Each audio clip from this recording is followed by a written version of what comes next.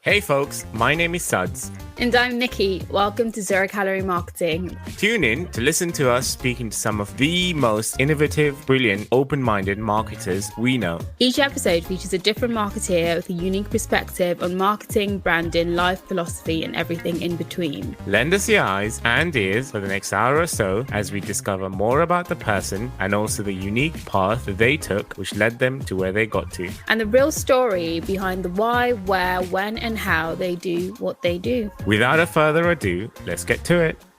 Hey everyone, welcome to season 2, and I want to introduce brand new host Niki, who joins me from her leafy apartment flat house in directly live and direct from Hertfordshire. Why don't you start by telling us a bit more about yourself, Niki?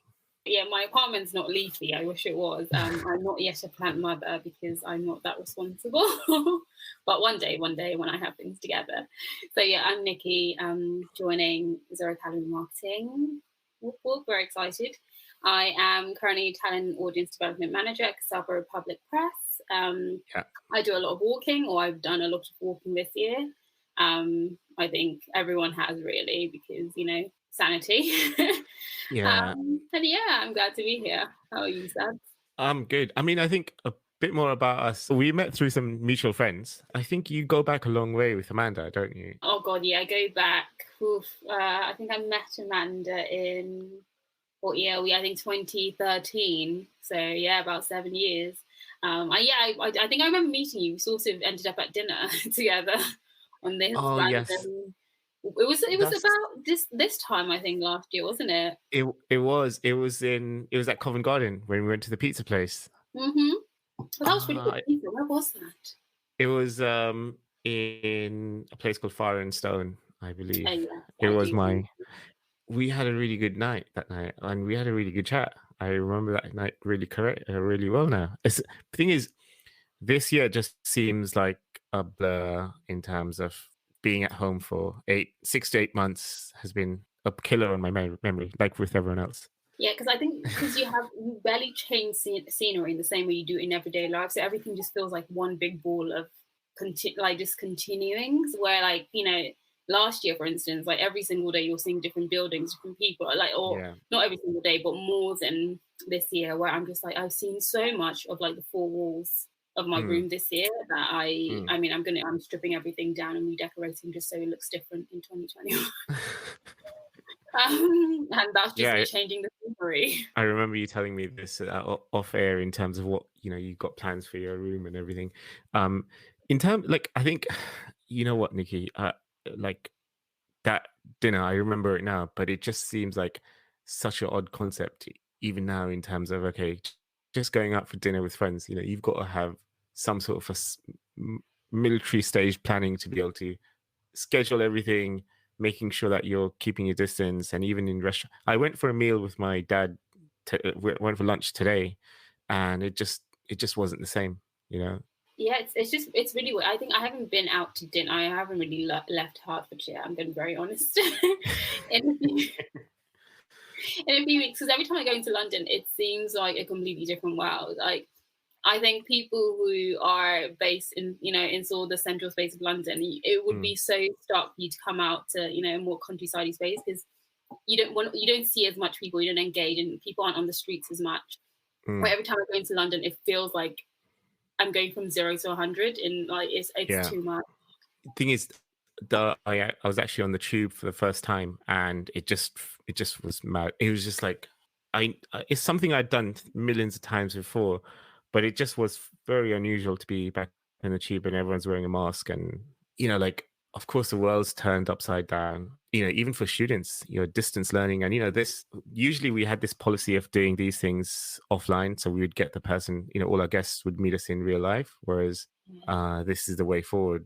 And I mean, I guess it's the future. It is, and I think it's been interesting, because I think about if I've made sort of any new friends or connections this year, because usually, you know, I met you. You know, I mean, we met a year ago, and this is us a year later. Or I have friends. Two of my best friends actually I met on Twitter, but then because we were able to then meet in real life. Yes, it's sort of cemented inside the proper relationship. So like, it's been a weird one because I think as much as you've met some people virtually, I think missing that physical ability to connect, for me, I'm going to say, sort of stopped some things progressing, which has been quite a challenge this year because one, I think I halfway through most online conversations, I'm starting to check out because I'm just like, I like, this has been staring at my screen for 2 hours. I can't do this. So yeah, I think it's a bit hard for me because I feel like I'm meeting people, but I'm not connecting to people. Do you have some music in the background? No, it's just someone in my house is playing like carols loudly. We're very much in the Christmas. We open like the Quality Streets today. Open some mulled wine. Oh, have some Bailey. Converted. I had my mince pies for the first time today. Yesterday. Hate mince pies. I absolutely cannot stand them. Oh my god! So I think you know what the problem was. So the first time I ever had a mince pie, I was like, "Oh my god, mince pie!" Someone was like, "Here you go," and I just assumed a mince pie would have like meaty mince in it. You know what I mean? Because when you say mince, it's going to be that. I was expecting something like warm and just like meaty and just hearty. I bite into this thing and I'm like, it is gooey and disgustingly sweet. And why it's just too many things going on. The textures don't make sense. I was just not happy. So I tried again, but I don't like them. You know what? The first time I actually didn't eat mince pies because I thought it was like beef and it's like red meat. And and the thing is, the way it looks, it could be meat. And when you actually eat, you're like, what the hell is this? You expect like some nice mince pie is probably the most misleading. Whoever named it was really evil. Some Cornish pasty style of bloody mince pies. So you did it, going back to your background, you actually studied English literature at uni, at master's level. I did. So my undergrad, I did classical studies in English lit, which is like ancient Greek, Roman life, and then obviously English lit, which is, everything from Chaucer to Amanda. And then I fell in love with American literature in my third year of uni. So I thought I wanted to keep studying this. So I did a master's degree. So there wasn't really, for me, studying wasn't about, a career or some massive, future plan. It was just like, I really enjoy this and this is a good time to do it. I considered a PhD, but I also thought I didn't love education this much. So yeah, I gave it a bit of a break. I mean, now I do work in publishing, so it's sort of full circle. But I didn't think I had like intentions to work in publishing. But I also work in publishing from a marketing perspective, not a editorial perspective. So it's still very much a bit different, I guess. When we first met, like I remember talking to you about like African literature and Chinua Achebe, Things Fall Apart, and that kind of thing. I didn't think that you had studied this at like a literature, like at degree and master's level, because I guess you had just finished your master's when we first met. No, God, no, I finished in 2016. And everyone asked this. I did not party during my master's, so everyone said like, "Leeds is such a party." I was in the library. I was holding a glass of wine in bed at 2 a.m. thinking about my essays. I was not a party animal. I did all of that in undergrad. I missed the party lifestyle of Leeds completely. What made you want to study? I mean, even before the masters, what made you want to study language when you were at uni? It came naturally to me to just do like literature. Like it was something I was like, I just enjoyed. And I read a lot. So I have like a quote unquote bookstagram. But I'm really bad actually updating my bookstagram. So I'm not going to tell you what it is because I'm so behind. I'm meant to finish 15 books before the end of the year. I think I've read about 4. But so I've always just read a lot. And I've also like been written stuff. I'll put it that way. I've always enjoyed, words and language. So for me, it was just, sure. Let's go. And I think, doing the classics part, like the ancient Greek and Roman and Egyptian history, is just so fascinating. You read them as stories, not like of necessity, like history in the way you do history. So anything that's story, I want to hear it tell me. Like, I just think it's really fascinating. Do you think that's one of the reasons you were attracted to working with Amanda initially? Because, the company that she used to work with and also the company she's set up is completely about stories in different formats, I guess. In her case, stories for businesses and that kind of thing. I mean, so saying that I know Amanda, so I actually interned for Amanda while I was in my undergrad at University of Reading, so that's how we met. And she had a different company then, which is sort of it was going to go into fast tech. So I think the reason we gel is because the way we approach sort of, I guess, business is how do you build a community? How do you engage people with the conversation rather than just, the product and the metrics? It's very much like, how do you engage an audience? And any way you slice or dice, it's storytelling. You know what I mean? People want to follow a journey, and a journey is, because you can never live someone's journey, it's always going to be a story to you, if that makes sense. So someone can tell you about the hardship they've gone through, but your only perspective of it is going to be as a narrative. I think we just sort of understood that aspect of things, because everyone building a business has, a challenging times, but when they tell it back to us, it's like, oh, this is the story of your journey too. Or when we call things, a journey or a story of triumph, it's not that it trivializes it, but it creates a different emotion for the recipient of that narrative. So because you can never live a person's story, you're always going to hear it, or live a person's experience, you're always going to hear it as a story. But it's, how do I make sure that I'm telling this story in a way that stays authentic? So some people try to, but you could tell when someone embellishes a story, it goes like they're really trying to elicit one emotion from the narratives they tell. Where the best storytellers leave you free to your emotions, to your emotional sort of response. And so it's just, how do you tell a story authentically, and how do you give space for community to respond to that, and then you come back to community based on their response. So because the reason someone's going to buy into your product isn't the reason you created that thing. Because you can be like, I created this, for instance, there's some products people are like, I created this for, let's say you create something for nursing mothers, well, you might find that it's something that serves someone who's been a breast cancer survivor down the line. So do you know what I mean? So you can never tie a story to just one particular, like, this experience, because you haven't lived someone else's experience, you don't know that this is going to resonate with that person, because you don't understand how the metrics of their body or their experience work. So I don't know if that was it was a helpful example, but this is a very long-winded answer to say yes. It drew me back to working with Amanda because we understood each other in terms of how you engage a consumer. Yeah, well, Amanda's going to be our first guest, which I'm very excited about. Yeah, so we can actually grill her on this in more detail and really get to understanding it. It's what's actually in her mind versus what she articulates in real life.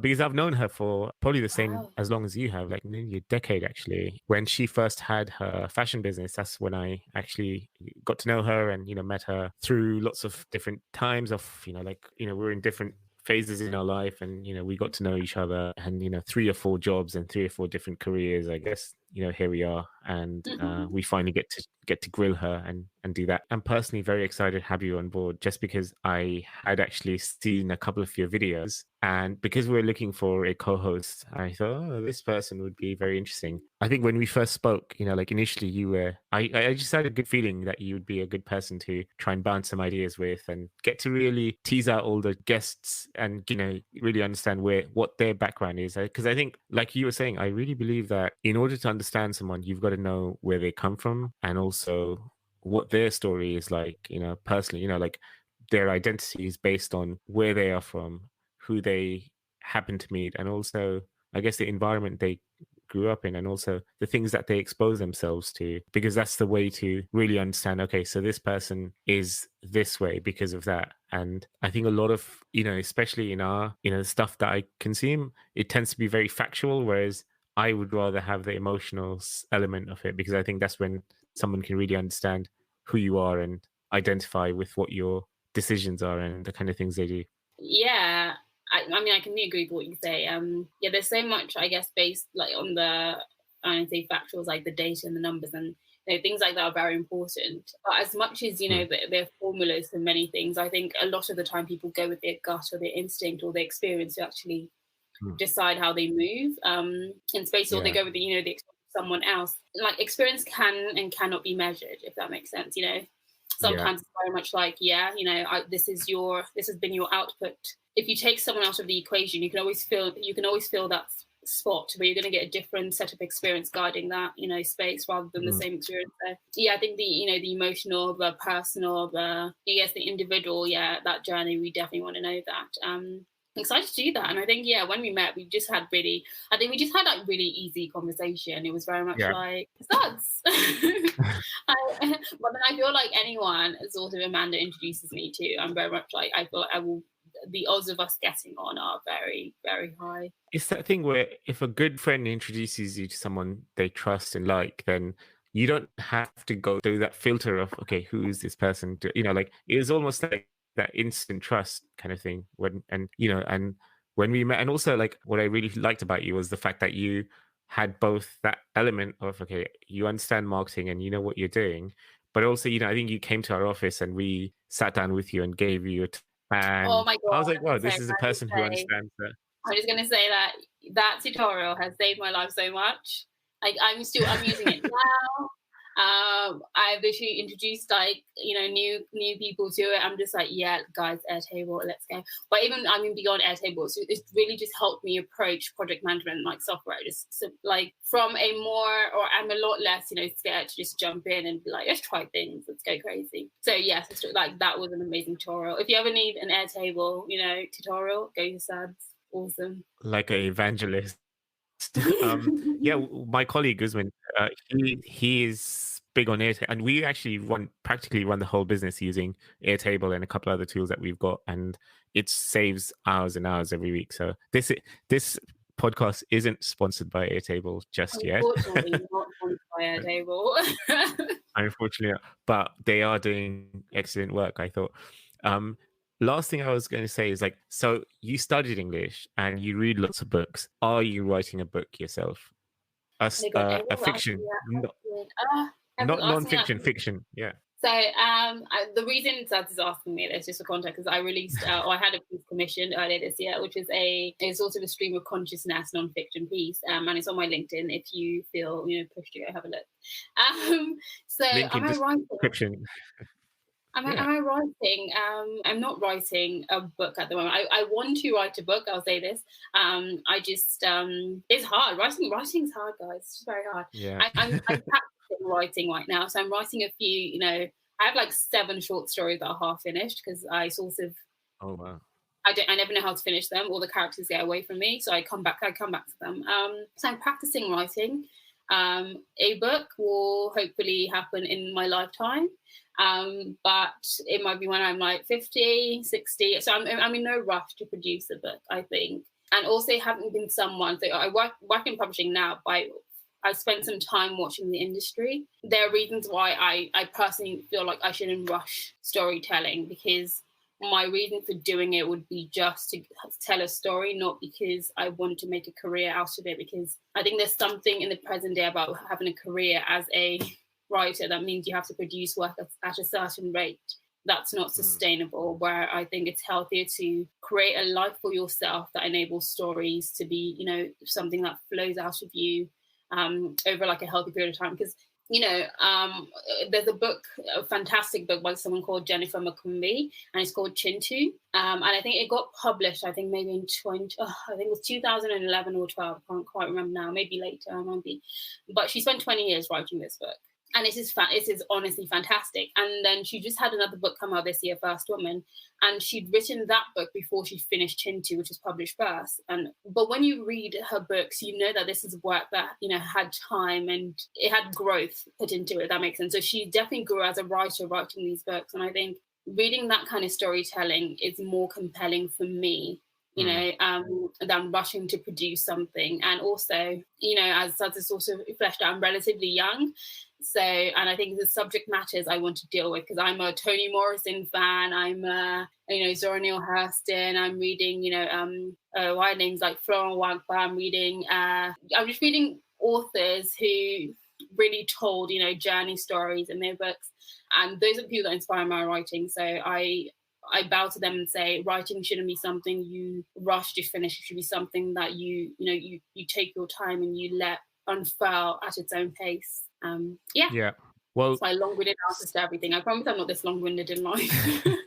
Look, I think we all there's a school of thought which says like we all have a book inside of us, a fiction book, in terms of we've all lived a different life, and where we got to has been through millions of different coincidences and things that happen to you, or things that you've seen that no one else has seen the exact same sequence of things. You interpret it in a way that's only unique to you. And I probably would like to write a book one day. I've been starting to journal and stuff during the lockdown, Yeah, you did and mention that. So what's your like in terms of consistency? Where are you now? I've been journaling every day for the last 2 months straight. But I've started, like, at first it was a challenge just to sort of see if I can motivate myself to get up in the morning and just write down what I think. So in the beginning, I was just forcing myself, even if it was just a sentence, to say, okay, here's what I'm thinking right now, as soon as I get up out of bed, and I just either write it down on my phone or in a little journal that I have. But what I found after about 40 days of straight writing, and this is someone who hasn't written for personal reasons for a long time, like, Yeah. and I think that part of my brain muscle has started to work. I'm finding myself being better at expressing myself and articulating my thought, just because I went through that area of, okay, just push myself to write every day. So my communication overall has improved, and also I'm better able to express myself to people just because of that. So it gives me, I mean, by no means I think I'm like a long way away from writing. I do read a lot of books, not fiction and non-fiction, but being able to express what you want and what you have in your mind well is a challenge that I want to try and master, but in my own time. So probably by the time I'm 50, which will be, I feel I'll probably have enough confidence to be able to say, yeah, you know what, I can write a book. But for now, I'll have to stick to podcasting. um, I mean, no, that's amazing. I've never been, even though like I produce pieces and I'm sort of, I'm actually published as a poet as part of an anthology and things of that nature.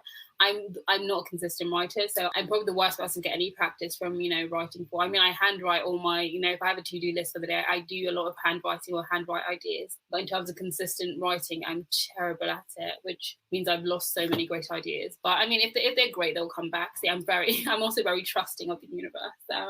It's a bit wishy-washy, but I think I think part of the challenge of writing is sort of trusting your characters to tell their own stories. So I'm going to say that as like anyone that's trying to write. So a big thing for me is always I also have this idea. I'm like, this is what's going to happen, and I start writing, and characters take on lives of their own, quote unquote. And it's just sort of, I think part of that is the giving characters the freedom to not always be good. And it's very hard for you when you're writing to write characters being, as frustrating as sometimes awful, as broken, and those things. I think that's the big challenge people face when they go to put pen to paper, is sort of allowing characters to be human. You want to write a nice story that's like motivating, and it can be, but you have to write the rough patches. And that's the same for real life, where there are people that love you, but they're going through moments where you're going to come into friction with them, and you're going to have disputes, and there's sometimes where you're not going to be kind to yourself. And when you have to sit down, I think part of journaling helps you notice these patterns, because you wake up in the mornings, they're just like, don't want to do this, like to go back to bed, I would like to scrap today. Or you wake up and and noting how you're feeling, you sort of, I think, better understand the ebbs and flow of being human. And I think the practice of doing this, when you come to write your book, hopefully it helps you accept your characters being absolutely batshit crazy. So I think that's the biggest challenge. I'm going to ask you a question. So what's the last, so you give me fiction, non-fiction, or no, what's the last fiction book you read, and what's the last non-fiction book that you read or are currently reading? You know what? About 3 years ago, I gave myself a challenge to read a book a month or a week. And I churned through lots and lots of books. And before that, I was one of these people who only read because he had to at uni, or for part of a coursework, or as part of the curriculum, that kind of thing. So I'm currently on book number 114 at the moment. And Wow. this started ages ago, and I don't have time as much as I used to in terms of being able to sit down and read as much. But the last fiction book I read was a book called A Brief History of Capitalism by Yanis Varoufakis, who's a Greek economist who actually was a minister. The last fiction book I read was actually The Wolf of Wall Street. It sounds a bit lame, but it's a 400 or 500 page book, and this was actually at the beginning of lockdown. So I managed to churn through all that. I was reading like 3-4 hours a day. And when you find a good book, you kind of get to page 50 without even in a sitting, and you know Yeah. that you're kind of hooked. Whereas some books you kind of tend to sit down and you're like, this is a real struggle, because you've got to sometimes go back to the chapter and start again just because you think that you may have missed out some points. It's just not engaging enough. So I tend to just struggle through. So yeah, the last one was History of Capitalism. It was a very light read, and I think I managed to read it in like a couple of days. The author is really articulate, and he gave me lots of thoughts and food for thought. Whereas, if you contrast that to The Wolf of Wall Street, he is speaking from his experience. I'm sure some of it's fictionalized. You find yourself sometimes hating the character, but also sometimes loving the character as well. So I don't know. What about you? What are you reading at the moment? What am I reading at the moment? I mean, I'm reading many things actually, so it's a bit, but some of it is work related. So I'm going to try and separate work from life. Non-fiction, I'm reading a book called Formation, The Making of Nigeria from Jihad to Amalgamation. And it really, obviously, it's come out this year, but it's also linked to the piece I produced earlier this year. I'm just looking at sort of the history of the dynamics of what has shaped Nigeria into what it is today. And I think if you sort of were paying attention to the news, there was, massive protests across Nigeria. So it's sort of been very perfect timing for this book. It came out in 2020. And it's really, for a non-fiction narrative, it's really, really engaging. Like if it reads sort of fictiony, the way they approach it. So they go through like eras and ancient kingdoms, like the rise and fall of leaders. It's really, really cool. And for fiction, I'm reading a book by a Haitian author in translation, and it's called Hadriano and All My Dreams. And it's a bit surrealist and magical realist. So it's very around the practice of like voodoo and sort of zombie-esque. I don't know how to explain this. It feels unlike anything I've ever read, and it's really fantastic. So I generally hate books in translation because sometimes you lose, I think, the essence of a book in translation. But this is absolutely fantastic. I'm loving it. So that's me. Do you tend to sort of churn through books when you're like at work, or do you like a bit more about what you do for your day-to-day living? You mentioned you're in publishing. Can you tell me a bit more about that? I mean, my job is to also obviously market books, and I work across. So the publishing company I work with is founded in Nigeria, but now exists in the UK. But they have like a large diasporic audience of people wanting to read, authors from the African continent, let's put it that way. So my job is to market to, everywhere really. And it's mostly, so one thing I really, really believe in is community sort of marketing in terms of engaging the community where they are. So it's more just finding the right communities to help amplify the authors, the books. So one book we have coming out next year, which is an interesting one about a South African man who has a failed circumcision and sort of how that impacts his relationship with his masculinity. It's called A Man Who's Not a Man. And another we have coming out is a historical fiction inspired by an Abyssinian slave who was taken to Iran. So, these are like obviously very like different titles. So my job is to sort of find the right audiences to connect with them. And I do that by like working with the authors to help them grow their audiences, but also connecting the authors and, mostly grassroots organizations, or sometimes, obviously more public ones. So yeah, I do have to read these books. But luckily I am a fast reader. So I think part of the uni training is I can churn through quite a big book in a few hours. I've been really bad this year though. I found reading very hard in 2020. I don't know why.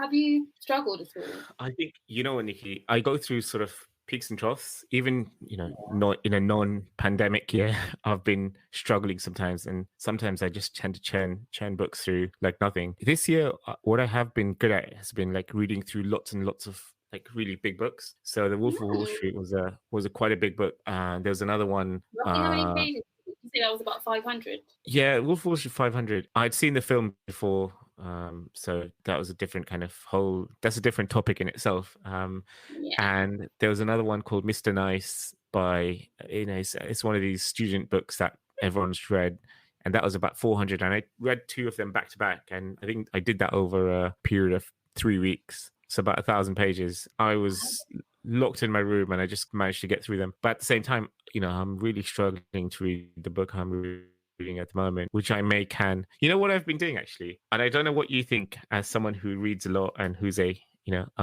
bookworm. is it okay to start a book and not finish it, just leave it forever, or should you actually persevere and finish, even no matter how difficult the book is, because you've already committed to it? So, okay, I used to have this thing where I'd never started a book and not finished it. So I think up till the start of 2019, I said, if I start a book, I'm going to finish it. And then I realized that life is short. If you're not enjoying a book, stop. Because things you might end up picking up that book in 10 years, completely forgetting you never picked it up, and then suddenly enjoy it again. And that's because sometimes you're not in the right place to receive a book, and sometimes the book is just bad. Some books are bad. So there's currently like a book that everyone's in love with, and I'm not going to name or shame anyone. And it's getting all this hype, and everyone loves it. So I bought it, and I was like, you know what, like I'm going to buy this and see what's going on. And I don't understand why people like it. I think it's the way it's written doesn't serve the purpose the book's meant to supposedly serve, but so many people love it. And then when I speak privately to more people, they do have like critiques, but publicly, you know, the book is getting all these accolades. So it's one of those books, and it's just sort of like I could finish, you know, this Hadriana in My Dream that I'm talking about, which I'm loving, or I could force myself to read this book I don't like. Why would I spend my time reading, forcing myself through a book when I could spend my time enjoying a book? Because reading, and I think part of our relationship with reading is understanding that reading isn't just something you do at school or when you want to learn. Yeah. You don't always have to actively be learning from a book. You can sometimes passively be learning. So you can learn from enjoyment. And reading this book is learning about Haitian culture. I'm not particularly searching out understanding of Haitian culture, but this book is going to give me it's going to give me the foundations for conversation that one day I'll, you know, if I go to Haiti or if I end up in a space where I can have this conversation. I've read this book. So I think sometimes we need to get out of the habit of actively trying to learn from books and just think, am I enjoying this? Yes. Do I know if this knowledge is going to be useful? No. And that's perfectly fine. And it doesn't just have to be, you know, chick lit or, you know, like romance, you know what I mean? Like people, you know, the flood of literature. It can be sometimes, you know, the weightier things, but if you're enjoying, for instance, like Chintu it's not quite an easy read. So I'm usually someone that can sit down and I read one book at a time because I finish a book in probably a few hours or like over a day or two. And with Chintu, I had to read it across a month, because it was, you know, it's that saturated. And weirdly enough, I then got to interview the author 2 years after I finished the book, but that's a whole different conversation.